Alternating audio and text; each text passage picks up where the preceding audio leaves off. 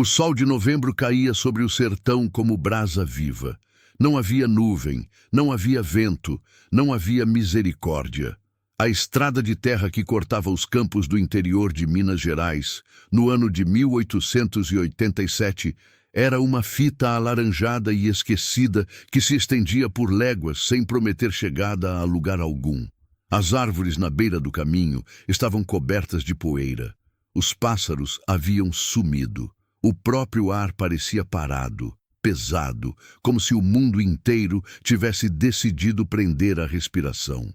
E no meio dessa estrada, nessa solidão imensa que engolia os fracos e cuspia os vencidos, caminhava Mariana. Tinha 26 anos, mas naquele momento parecia carregar 80. Seus pés descalços tocavam o chão quente com cuidado, porque o calçado que usara na saída da fazenda havia se rompido na primeira hora de caminhada. Ela não voltou para buscar outro par. Não havia para o que voltar. Havia apenas o que estava à frente, e o que estava à frente não mostrava forma nem destino. O vestido cor de açafrão que ela usava estava manchado de poeira e de suor. Os cabelos castanhos, que seu marido Cícero tanto gostava de ver soltos, estavam amarrados num lenço de algodão desbotado. O rosto tinha marcas de sol, lábios rachados de sede. Mas os olhos escuros e fundos de Mariana, ainda guardavam algo que a dureza da estrada não havia conseguido apagar. Não era esperança. Esperança ela havia perdido antes mesmo de sair portão afora. Era determinação. A determinação de quem não pode morrer, porque carrega vida dentro de si. Mariana estava grávida de quase 7 meses.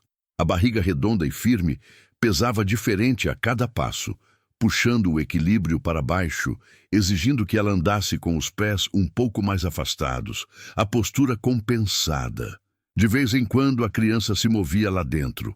Um empurrão de calcanhar contra a costela, uma reviravolta lenta que fazia a barriga mudar de forma por um instante. Nesses momentos, Mariana colocava a mão ali, no lugar onde a filha se mexera, e fechava os olhos por um segundo. Eu estou aqui, eu não vou embora, você vai nascer segura. Era a promessa que repetia como oração, como feitiço, como a única coisa que ainda fazia sentido. A história de Mariana tinha começo simples, como tantas histórias do interior. Ela nascera numa família pobre da região, filha de um tropeiro que morreu cedo e de uma costureira que trabalhou a vida inteira sem acumular nada, além de dívidas e cansaço. Quando tinha 18 anos, Cícero Valadares apareceu numa festa de São João, com chapéu de palha na cabeça e um sorriso que prometia mundos. Era filho de fazendeiro, moço trabalhador, homem de palavra, ou ao menos assim parecia. Casaram-se em 6 meses. A mãe de Mariana chorou de alegria, achando que a filha havia chegado à terra firme. Por 2 anos o casamento foi bom. Cícero não era rico, mas era honesto. Trabalhava nas terras da mãe, Dona Conceição, e tinha planos de um dia comprar um pedaço de terra próprio.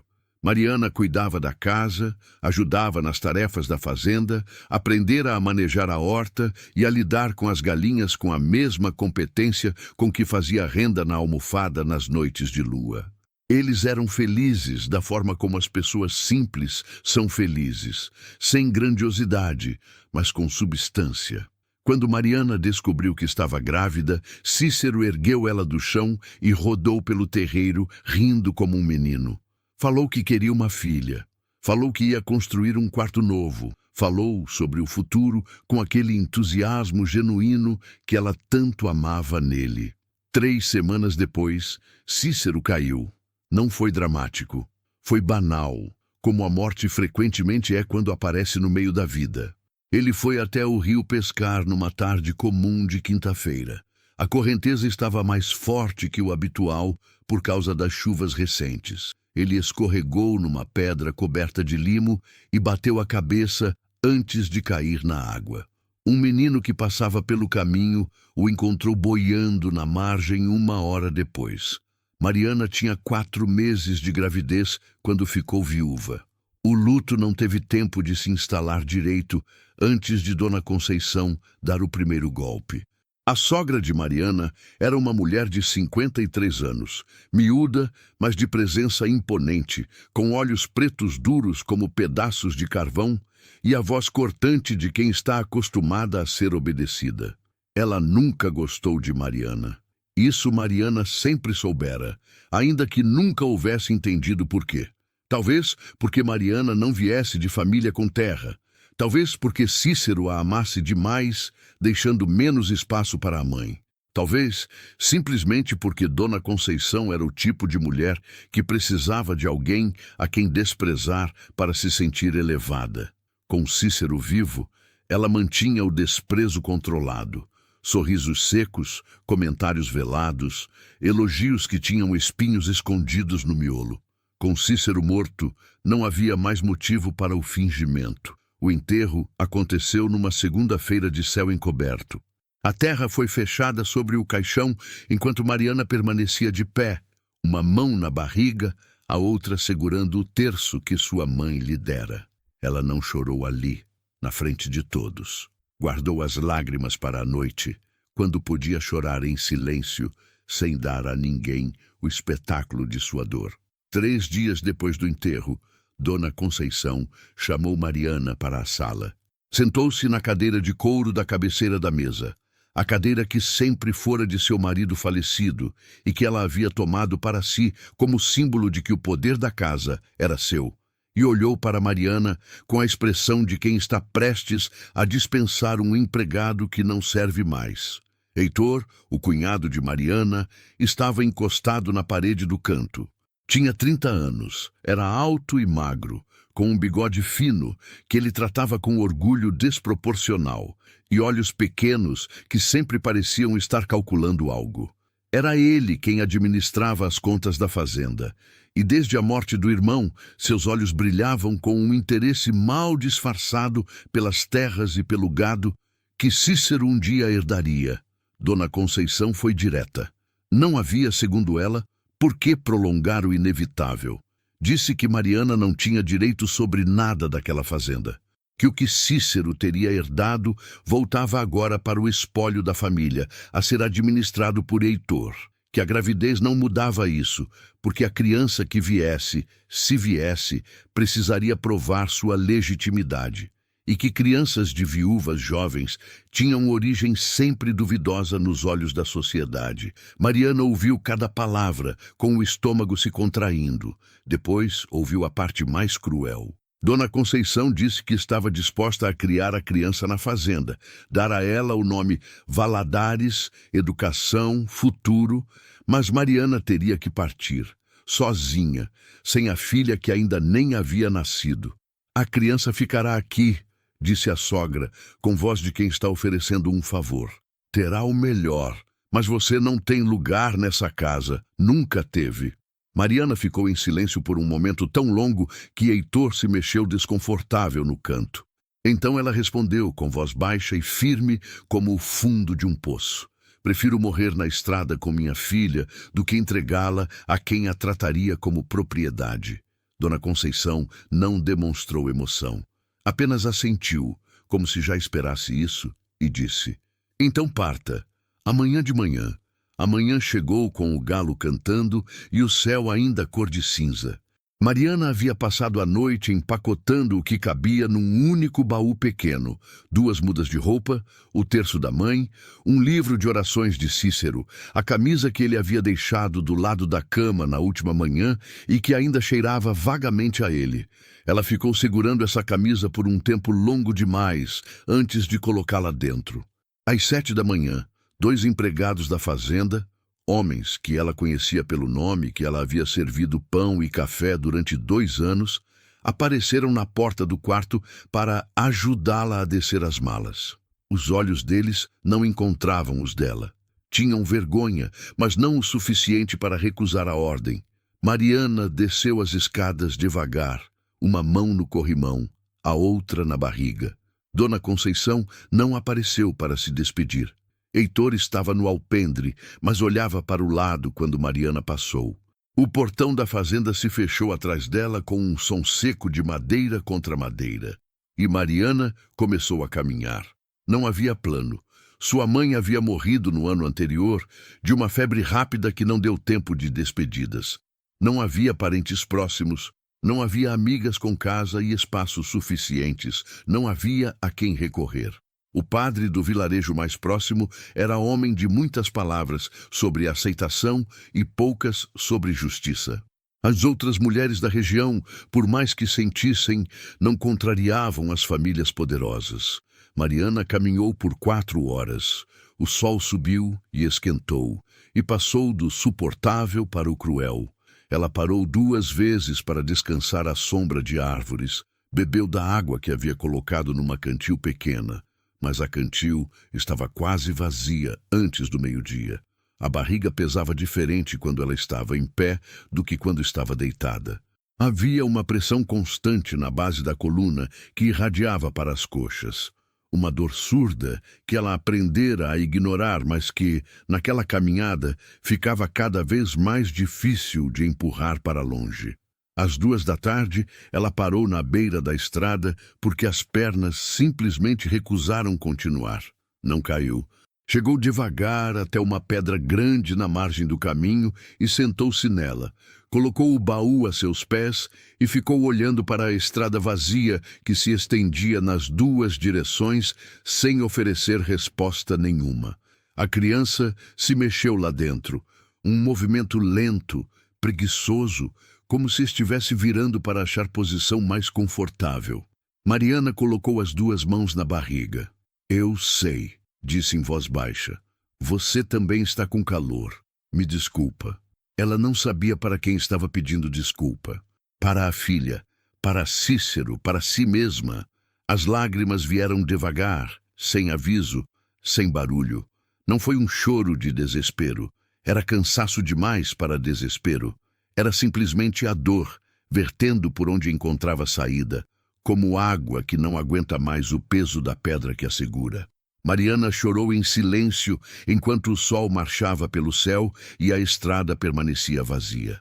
Ela estava pensando, sem muita forma, porque o pensamento claro exige energia que ela não tinha, que talvez devesse voltar ao vilarejo, tentar falar com alguém, tentar conseguir pelo menos água e um lugar para dormir naquela noite. Depois, ela pensaria no depois. Foi então que ouviu, primeiro o som, cascos de cavalo no chão seco, o chiado de rodas de carroça, vindo da direção oposta à que ela havia caminhado, emergindo de uma curva longa que a estrada fazia entre 2 morros cobertos de mata. Ela não se levantou imediatamente. Ficou sentada, as mãos na barriga, olhando para a curva. A carroça apareceu devagar, um veículo largo de madeira escura, puxado por 2 cavalos castanhos que caminhavam num passo constante e cansado. Na boleia, havia um homem sozinho. Ela não conseguia ver o rosto dele ainda, apenas a silhueta.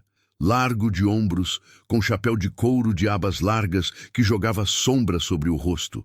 A postura ereta de quem está acostumado a trabalho físico, mas que carrega algum peso invisível nos ombros. O homem viu Mariana. A carroça não parou imediatamente. Ela sentiu o coração bater mais forte, aquela ambivalência de quem precisa de ajuda, mas também aprendeu a ter medo de estranhos. Mas então ela viu os cavalos diminuírem o passo e depois pararem. O homem ficou parado na boleia por um momento, olhando para ela. Ela olhou de volta. Havia uma distância de uns 15 passos entre eles. Ela enxergava agora que ele era mais velho. Talvez 40 e poucos anos, com a face marcada pelo sol e por alguma coisa que não era só sol. Tinha bigode grisalho, mãos grandes sobre as rédeas e olhos. Ela não conseguia ver a cor deles naquela distância, mas via a expressão. Não era ameaça. Não era pena exatamente. Era algo mais puro que pena. Era reconhecimento. Como se ele visse não apenas uma mulher parada na beira da estrada, mas algo que ele conhecia de um jeito que doía. Ele desceu da carroça. Caminhou até ela devagar, sem pressa, como quem não quer assustar.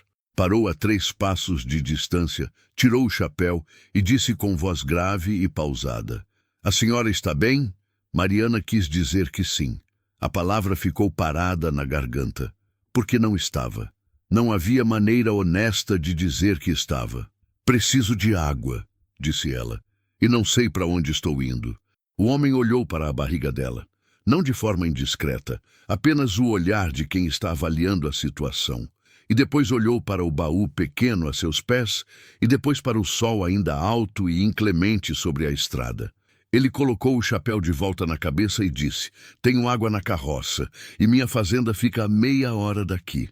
Mariana o olhou.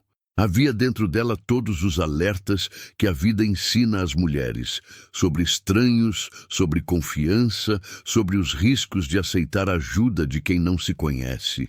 Havia tudo isso, mas havia também a filha se mexendo dentro dela, e o sol e a sede, e o fato de que o único plano que ela tinha era nenhum plano. O homem não disse mais nada. Esperou. E havia algo nessa espera, nessa paciência calma, nessa ausência de pressão, que foi o que decidiu. Um homem com intenções ruins não esperaria assim. Um homem com intenções ruins teria falado mais, convencido mais, se aproximado mais. Esse homem apenas esperou, como se entendesse que a decisão era dela e que ela merecia o espaço de tomá-la. "Como o senhor se chama?" perguntou ela. "Ernesto", disse ele. "Ernesto Cavalcante." "Mariana", disse ela.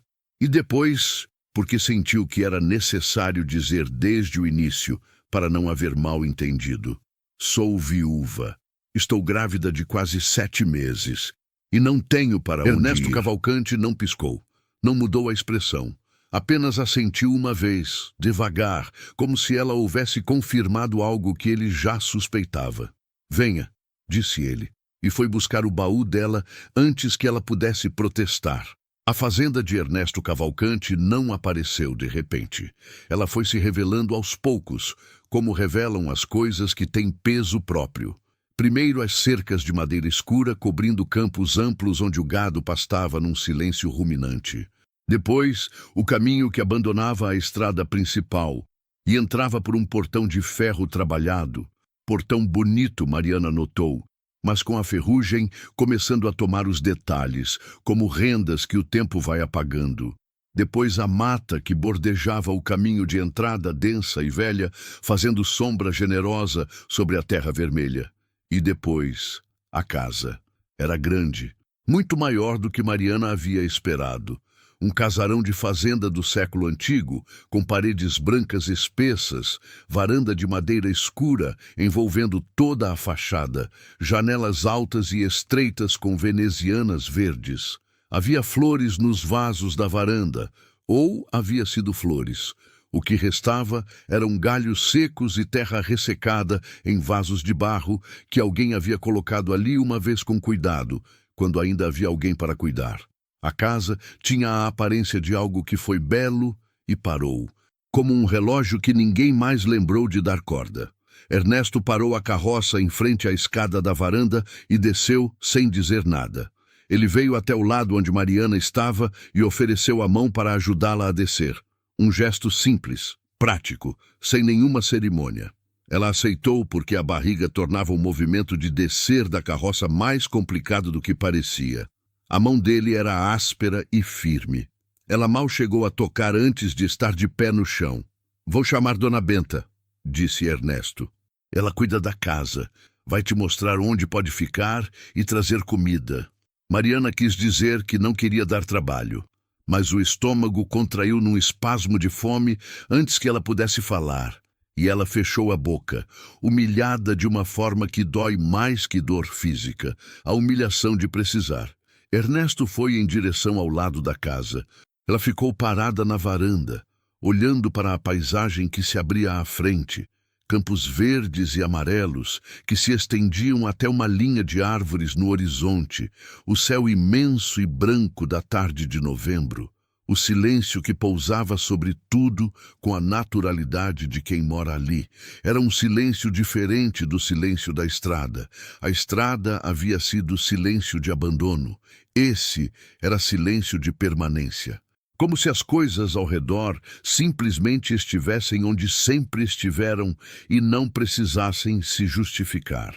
Dona Benta chegou antes que Mariana pudesse terminar de pensar nisso. Era uma mulher baixa e redonda de uns 60 anos, com cabelos brancos presos num coque simples, avental bordado e o rosto mais comunicativo que Mariana havia visto em dias, cheio de rugas de expressão, olhos pequenos e espertos que avaliaram a situação com a rapidez de quem viu muita coisa na vida. "Ah, minha Nossa Senhora", disse Dona Benta, e não era palavrão, era espanto genuíno. "Venha, venha, entra logo que o sol hoje está querendo matar a gente." O interior da casa era fresco. As paredes grossas guardavam o ar do início da manhã e recusavam o calor do meio-dia. Mariana sentiu isso na pele imediatamente, o alívio físico de entrar numa sombra que era sólida, que durava. Dona Benta a levou para um corredor, depois para uma escada estreita, depois para um quarto no segundo andar, com janela de frente para a varanda. O quarto tinha cama larga com colcha bordada, aparador de madeira escura, uma bacia e um jarro de água e cheiro de lavanda seca guardada no armário. Era um quarto bonito, um quarto que havia sido usado e depois fechado. Era o quarto das visitas, disse Dona Benta, abrindo a janela para entrar ar. "Faz tempo que ninguém fica aqui. Mas está em ordem. Deixo você se arrumar um pouco e já trago alguma coisa para comer." Mariana queria perguntar quem havia dormido ali antes, queria perguntar muita coisa, mas a exaustão pesava mais que a curiosidade e ela apenas disse obrigada. Quando Dona Benta saiu e fechou a porta, Mariana ficou de pé no meio do quarto por um momento. Olhou para a cama, olhou para a janela, olhou para a bacia de água. Depois foi devagar até a bacia. Mergulhou as mãos na água fresca e lavou o rosto com uma lentidão que era quase meditação. A água escorreu pelo queixo, pelo pescoço, e ela ficou de olhos fechados sentindo isso. A sensação simples de água limpa em pele suja de sol e poeira e dias ruins. A filha se mexeu dentro dela. Mariana abriu os olhos e olhou para a barriga no espelho pequeno do aparador. "Chegamos", disse ela em voz baixa. "Por enquanto, chegamos." O jantar foi servido na cozinha, não na sala de jantar. Mariana descobriu depois que a sala de jantar havia sido fechada havia anos, desde que a patroa se foi, disse Dona Benta numa das primeiras conversas, sem elaborar. Mas a cozinha era grande e quente, e cheirava a coisa boa. Feijão com carne, farinha de mandioca, uma tigela de caldo de galinha que Dona Benta colocou na frente de Mariana, com a insistência carinhosa de quem sabe que está alimentando mais de uma pessoa. Ernesto jantou também, sentado do outro lado da mesa larga de madeira. Eles comeram em silêncio por um bom tempo. Não era um silêncio constrangido, era um silêncio de respeito mútuo, de duas pessoas que ainda não sabem o que dizem uma para a outra, mas que não precisam fingir que sabem. Mariana comeu devagar, com cuidado, porque o estômago vazio às vezes recusa comida quando recebe demais de uma vez. O caldo era quente e salgado do jeito certo, e ela sentiu cada gole descendo como uma gentileza física. Ernesto perguntou, sem olhar para ela, com a voz pausada de sempre. "O marido morreu há quanto tempo?" 3 meses, disse Mariana. "Afogado", a Benta me contou. "Escorregou num rio. Foi rápido." Ernesto assentiu. Não disse que era uma pena, não disse que entendia, não disse as coisas que as pessoas dizem porque não sabem o que dizer. Ficou um momento em silêncio e depois disse: "Minha esposa morreu há 6 anos." Mariana olhou para ele. "Isaura", disse ele, o nome saindo com aquela familiaridade dolorosa de quem fala uma palavra que usou tanto que ficou gasta, mas nunca perdeu o peso. No parto. A criança também não resistiu. O silêncio que veio depois disso era diferente. Era o silêncio de 2 perdas reconhecendo uma a outra. "Sinto muito", disse Mariana. Eu também, disse ele. E ficou claro pelo tom que ele estava respondendo à perda dela, não à dele, como se a dele fosse assunto resolvido, ou, ao menos, assunto arquivado, naquela gaveta pesada que as pessoas que perderam muito aprendem a fechar sem trancar, porque trancada não há como carregar. Dona Benta, que havia fingido estar lavando pratos durante toda essa conversa, pôs uma tigela de doce de leite na mesa sem dizer nada. Eles comeram o doce de leite em silêncio. E foi, de alguma forma, o momento em que Mariana sentiu que estava em lugar que não ia machucá-la. Não sabia por quê. Não era lógica. Era aquela outra coisa. Aquele instinto que mora mais fundo que o pensamento e que é mais velho que qualquer palavra. Os primeiros dias foram de adaptação silenciosa. Ernesto não pediu que ela fizesse nada. Não a tratou como empregada. Não a tratou como hóspede de categoria. A tratou como alguém que estava ali e que merecia estar ali, com a mesma naturalidade com que o campo aceita a chuva quando chega. Mas Mariana não conseguia ficar parada. Não era gratidão performática, não era medo de parecer inútil, era simplesmente quem ela era, mulher de mãos ativas, de pensamento que se organiza através do trabalho. Na terceira manhã, acordou antes de Dona Benta e fez o café.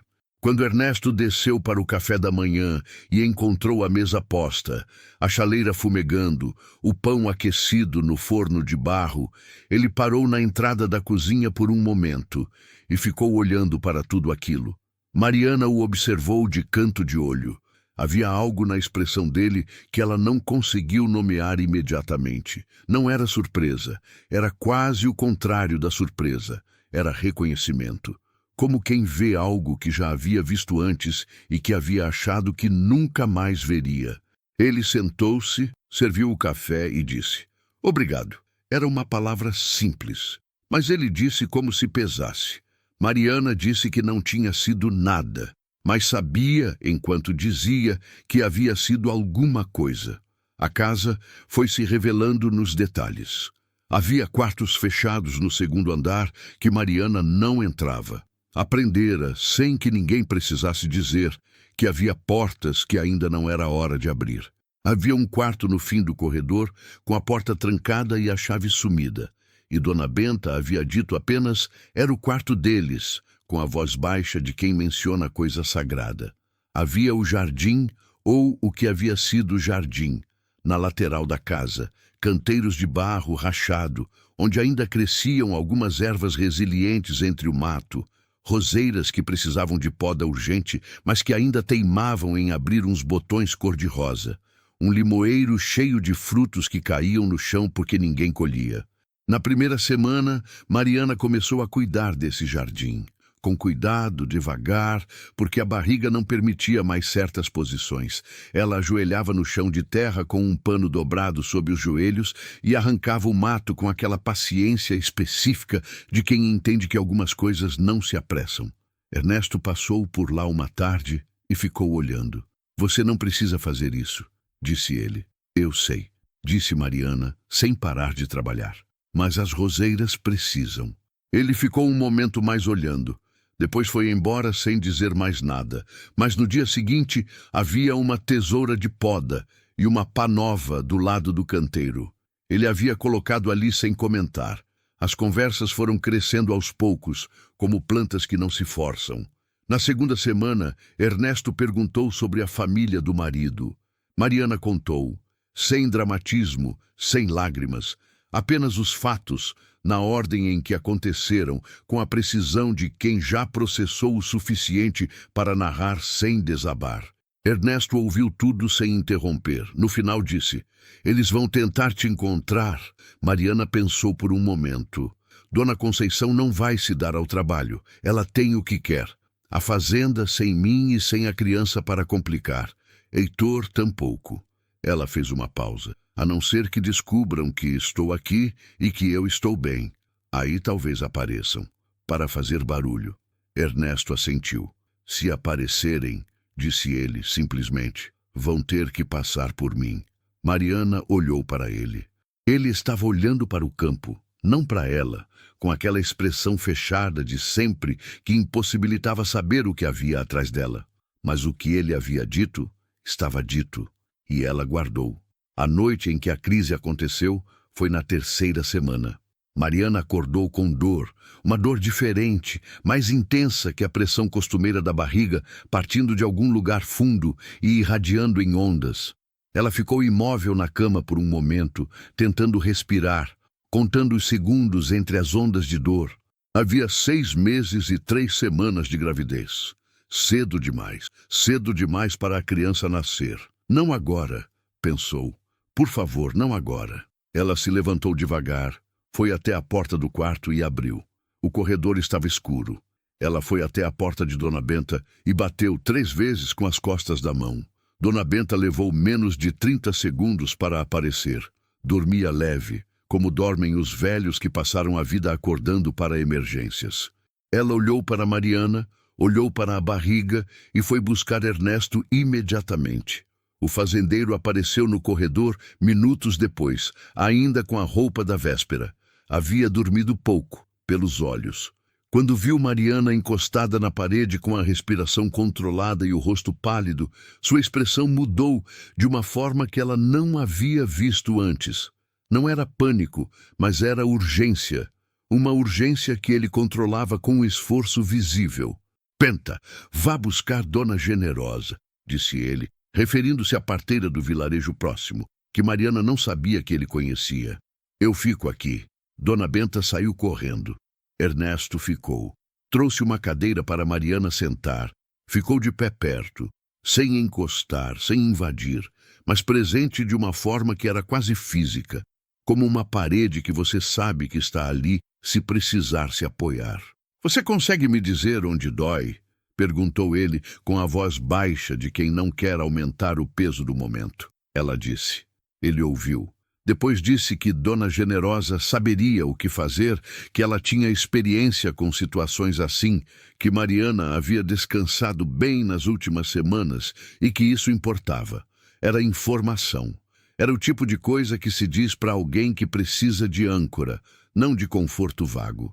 Ela apreciou. Dona Generosa chegou 1 hora depois. Mulher de 60 anos, pequena e calma, que examinou Mariana com mãos práticas e experientes e disse que não era o parto, era o corpo protestando contra o estresse acumulado, contra as semanas de caminhada e fome e exaustão que havia passado antes de chegar à fazenda. "A menina está bem", disse a parteira, com a certeza de quem conhece o corpo das mulheres. "Mas você precisa ficar deitada por alguns dias, sem trabalho, sem esforço, sem levantamento. Comida boa e descanso. O corpo está cobrando o que foi passado." Mariana ficou deitada e Ernesto, que nos dias seguintes aparecia na porta do quarto 1 vez por dia com alguma coisa, um copo de leite quente, uma fruta, uma vez um livro que ele deixou na mesinha sem dizer nada. Nunca perguntou por que ela havia se esgotado tanto antes de chegar até ali. Ele já sabia e não precisava que ela explicasse para ele.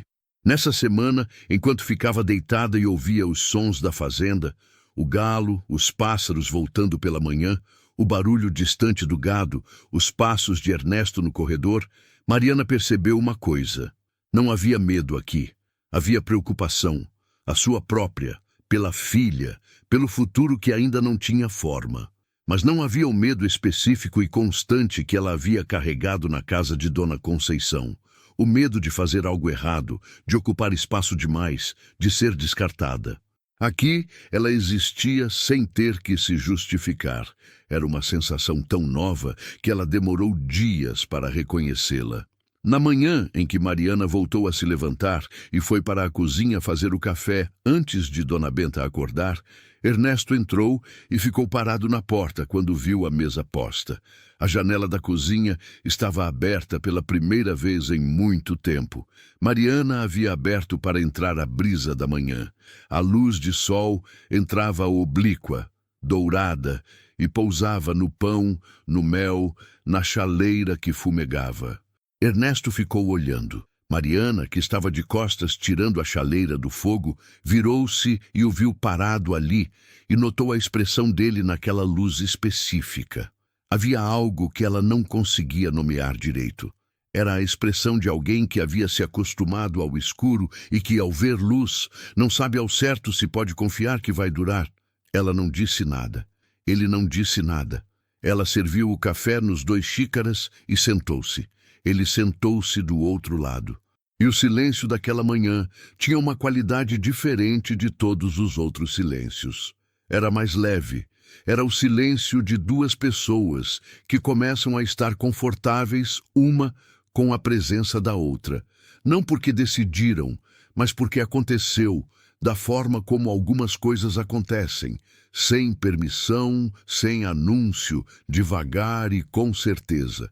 Foi nessa manhã que Mariana entendeu que havia algo crescendo ali, além da filha na barriga. Não quis pensar nessa coisa ainda. Não era hora, não era seguro, não era simples. Mas ela sentiu. A ameaça chegou em forma de poeira na estrada.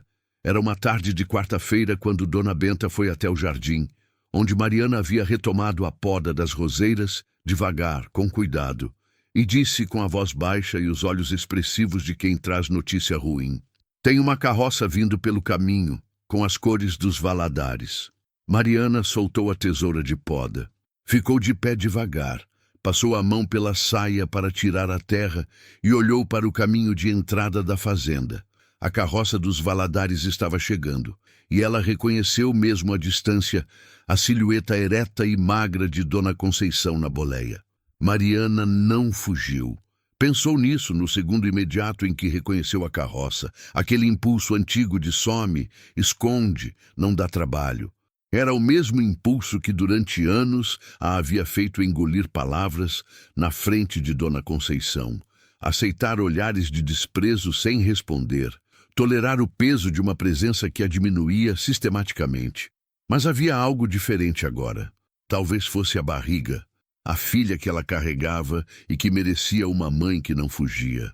Talvez fosse o jardim onde ela havia trabalhado durante semanas, as roseiras que ela havia cuidado, a cozinha onde ela havia aberto a janela. Talvez fosse a memória do olhar de Ernesto naquela manhã de luz dourada. Ela ficou onde estava. Dona Benta foi buscar Ernesto. A carroça dos Valadares chegou ao final do caminho de entrada e parou em frente à varanda.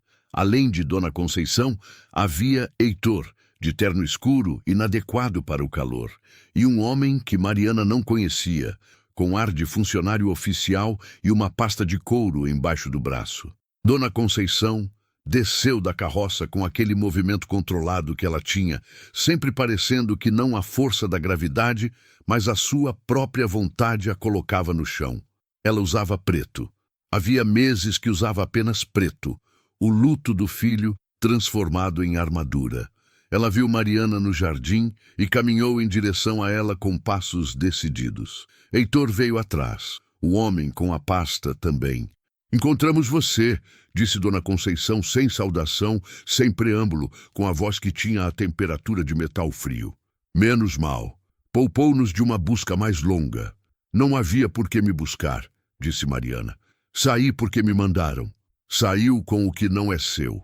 Dona Conceição olhou para a barriga com aquele olhar de inventário que Mariana odiava. "A criança que você carrega tem sangue Valadares. Tem direitos sobre o patrimônio da família. Não pode nascer aqui, em casa de estranho, sem proteção legal adequada. Ela vai nascer onde eu estiver", disse Mariana. "E eu estou aqui.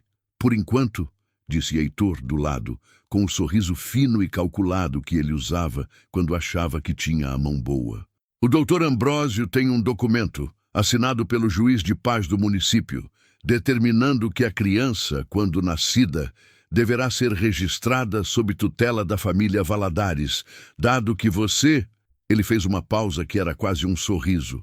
"Não tem residência fixa, trabalho comprovado, nem família que possa garantir condições adequadas de criação." O homem com a pasta abriu o documento e o estendeu na direção de Mariana. Ela não o pegou. Foi a voz de Ernesto vinda da varanda atrás dela que cortou o silêncio que havia se formado. "Podem guardar esse papel." Ele havia chegado sem que ninguém notasse, ou talvez eles notaram, mas o subestimaram. O que era o erro que as pessoas costumavam cometer com Ernesto Cavalcanti, cuja presença era mais intensa do que sua voz deixava supor. Ele desceu os degraus da varanda devagar, com aquela postura ereta que não era arrogância, mas era autoridade. A autoridade de quem está em sua terra e sabe disso. Parou ao lado de Mariana. Não na frente dela, como quem a protege de algo que ela não suporta. Do lado, como quem divide o terreno. Essa mulher está aqui com meu consentimento, disse Ernesto, olhando diretamente para Heitor e depois para Dona Conceição. Está bem cuidada, bem alimentada e vai ter sua filha aqui, com parteira, em condições melhores do que qualquer coisa que vocês poderiam oferecer. O senhor não conhece a situação legal, disse o doutor Ambrósio, com a voz de quem está acostumado a que papel intimidade. Conheço o juiz de paz do município, disse Ernesto com a voz quieta. Somos da mesma geração, ele e eu. E sei que nenhum juiz desse estado vai assinar documento retirando filho de mãe viva sem causa comprovada de negligência ou incapacidade. Ele fez uma pausa. Essa mulher não é negligente nem incapaz. Perguntem a Dona Benta, se quiserem testemunha. Dona Benta havia aparecido na varanda, com o avental e os braços cruzados, com a expressão de quem está pronto para falar por hora se necessário. Dona Conceição olhou para Ernesto. Era o olhar de quem está remeasurando uma situação que havia calculado mal. Quem é o senhor para ela? Perguntou, com a voz carregada de insinuação. Nesse momento, disse Ernesto, sou o homem que encontrou ela desmaiando de fome e calor na estrada que vocês a jogaram. E sou o dono da terra em que ela está, que vocês não são. Houve um silêncio. Foi Mariana quem o quebrou. Ela havia ficado quieta durante toda essa cena, não de passividade, mas de escolha, porque havia percebido que Ernesto estava fazendo algo que ela precisava deixar ele fazer. Mas agora era a hora de sua própria voz.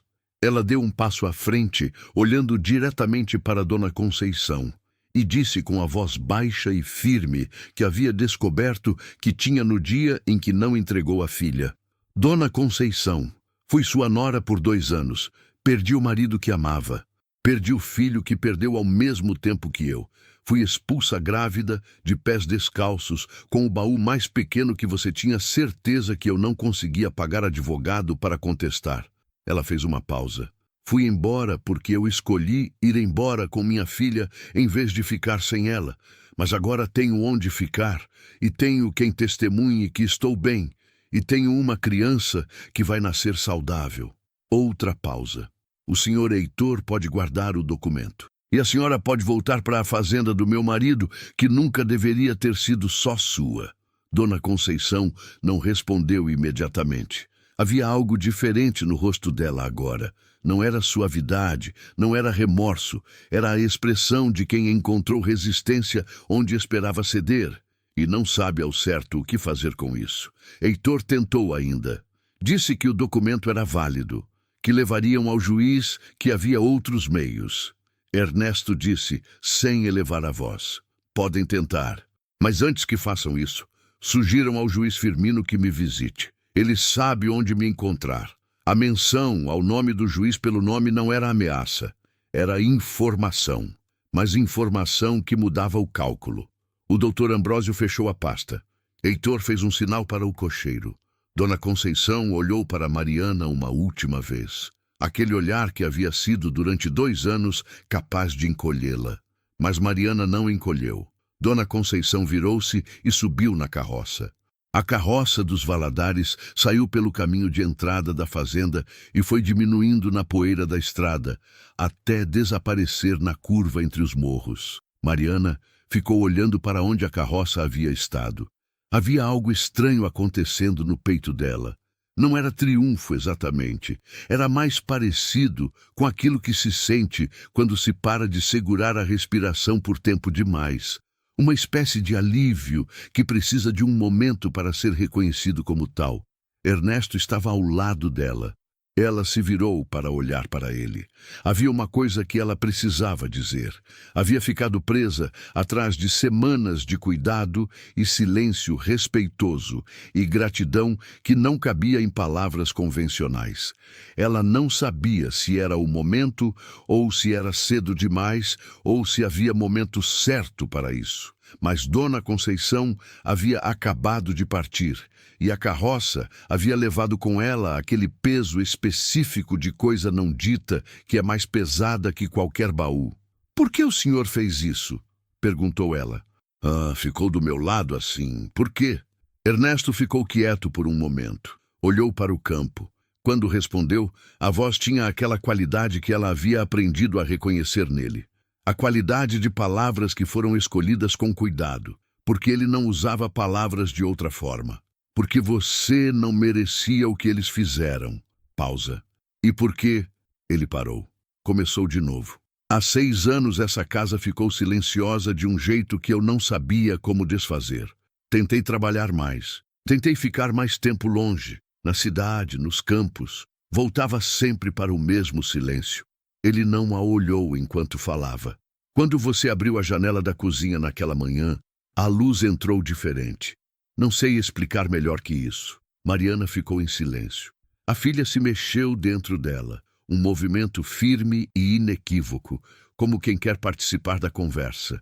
Ela colocou a mão na barriga instintivamente. Ernesto olhou para o gesto. "Você quer conhecê-la?" disse Mariana. Não era pergunta. "Ela já mora aqui", disse ele simplesmente. Faz semanas, havia algo de definitivo nessa frase. Algo que não era proposta nem pedido, apenas constatação. A constatação de alguém que havia olhado para a verdade e reconhecido o que ela era. Mariana o olhou por um momento longo. Havia ainda um caminho a percorrer. Havia ainda a criança para nascer e o futuro para construir. E a questão de como 2 pessoas que haviam sido destroçadas podiam se tornar um lar. Havia tudo isso. Mas havia também aquela manhã com a janela aberta e o sol entrando, e o baú pequeno deixado do lado da pedra na beira da estrada, e a mão áspera que a havia ajudado a descer da carroça sem cerimônia, e as semanas de caldo quente e silêncio respeitoso e roseiras podadas. Havia tudo isso que não era amor do tipo que se anuncia, mas era amor do tipo que cresce. "Eu também já estou aqui", disse ela, e isso era o suficiente por hora. Ernesto assentiu uma vez devagar. Depois, com aquela praticidade de quem cuida das coisas do mundo antes das coisas do coração, porque é a única forma que conhece de demonstrar que importam. "Vou escrever ao juiz Firmino essa semana, para que o que for necessário esteja em ordem antes de a criança nascer." "Eu sei que vai", disse Mariana, e ela sabia. Isadora nasceu numa madrugada de fevereiro. Veio ao mundo com aquela determinação específica das pessoas que já mostraram, ainda no ventre, que não têm intenção de passar despercebidas. A parteira generosa disse que foi um parto difícil, mas limpo. As palavras dela, difícil, mas limpo, que Mariana depois repetiu para si mesma muitas vezes por causa do duplo sentido que carregavam. Ernesto havia ficado acordado a noite toda no corredor, sentado numa cadeira de madeira, em silêncio. Dona Benta ia até ele de meia em meia hora para atualizar, e ele ouvia, assentia, voltava ao silêncio. Quando o choro da criança rasgou o ar da madrugada, ele ficou de pé imediatamente. Dona Benta abriu a porta do quarto meia hora depois. "As 2 estão bem", disse ela. Ernesto soltou o ar que havia prendido, sem perceber que havia prendido. Ele entrou no quarto devagar. Mariana estava deitada, exausta e ainda pálida, mas com os olhos abertos e brilhantes. E nos braços dela havia um volume pequeno embrulhado em pano branco. Um rosto mínimo e vermelho, com olhos fechados, que franziam como se já estivessem processando a injustiça de ter sido tirados do lugar escuro e quente onde viviam. Mariana olhou para Ernesto quando ele entrou.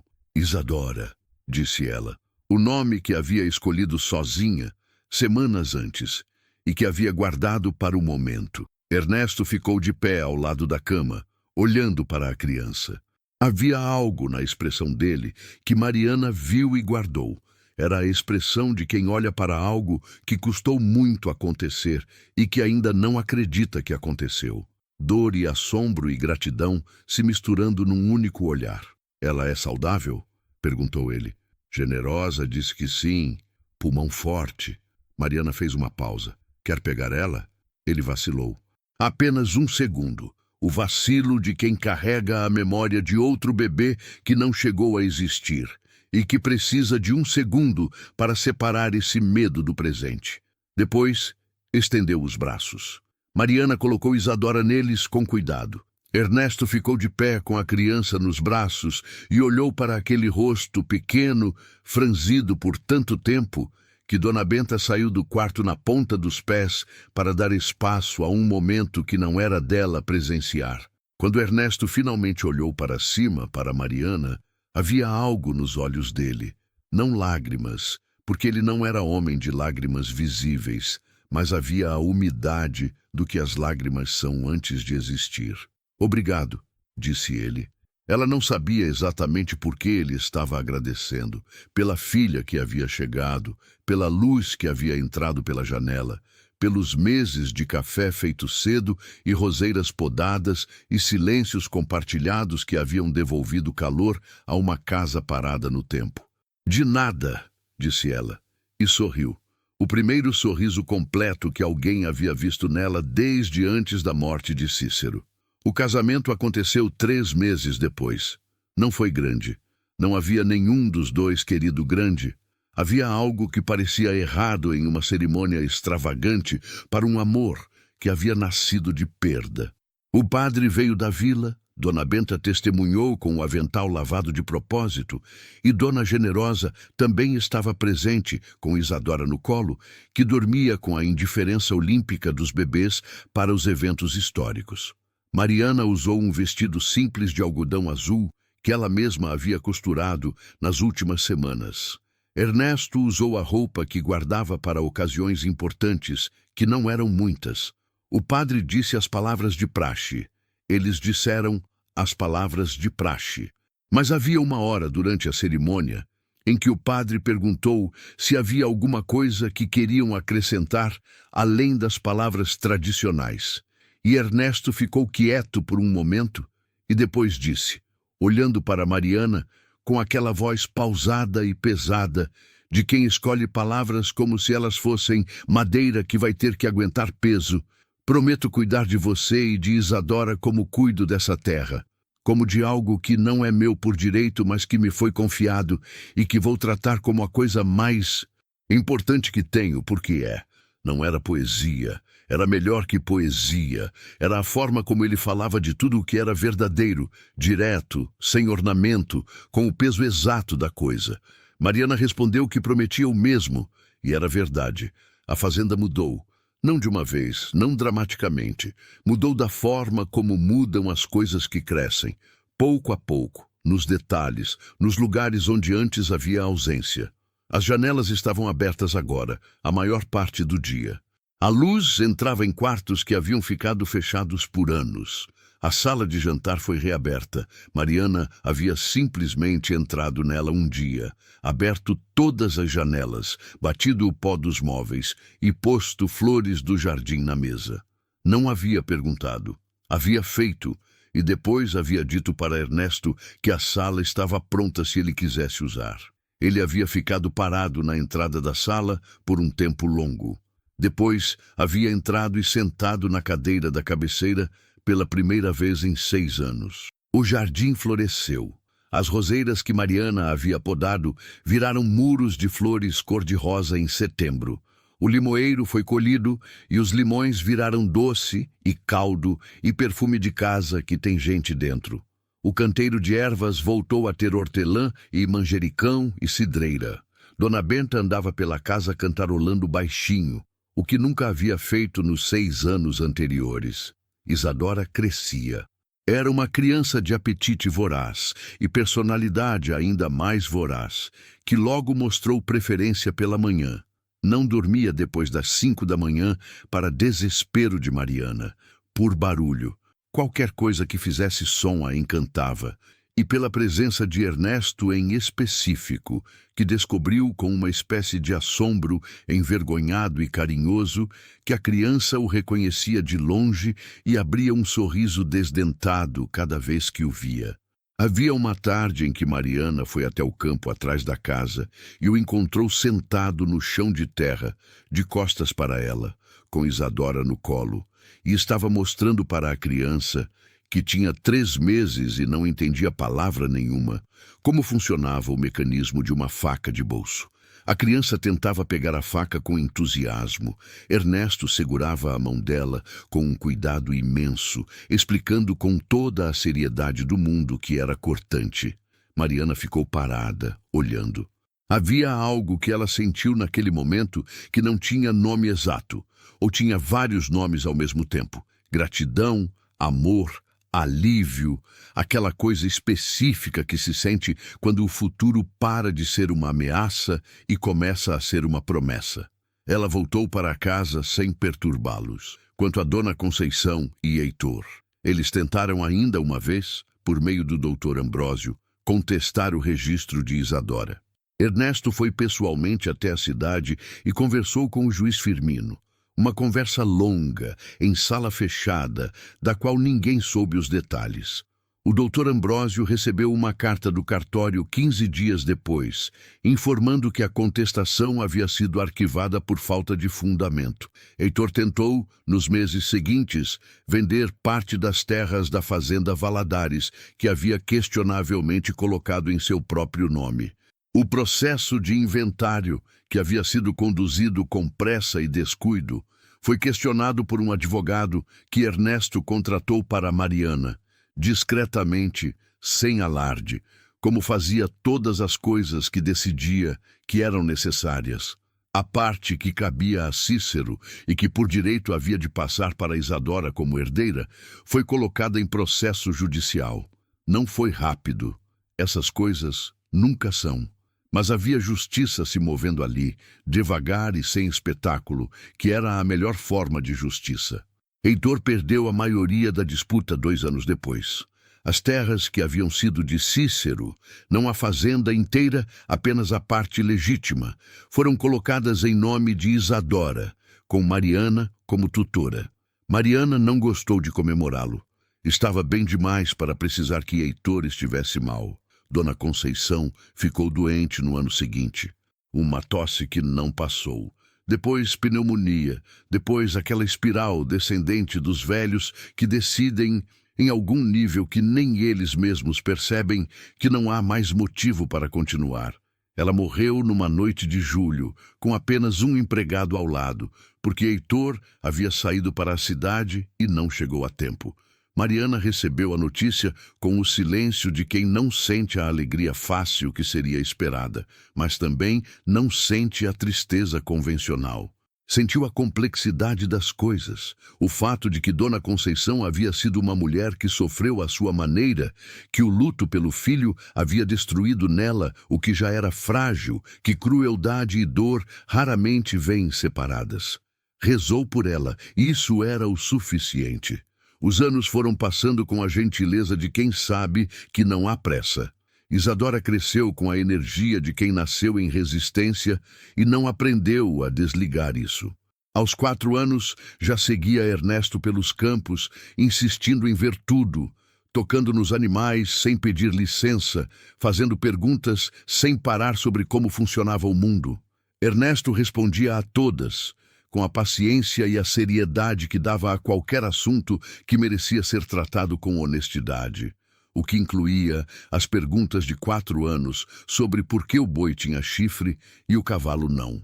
Mariana, às vezes, os observava dos campos e pensava em Cícero, não com dor, com o tempo. Com aquela tristeza doce e distante que é o que os mortos se tornam quando os amamos direito, não uma ferida, mas uma memória que tem lugar certo para ficar, que não sangra mais, mas que também não se apaga.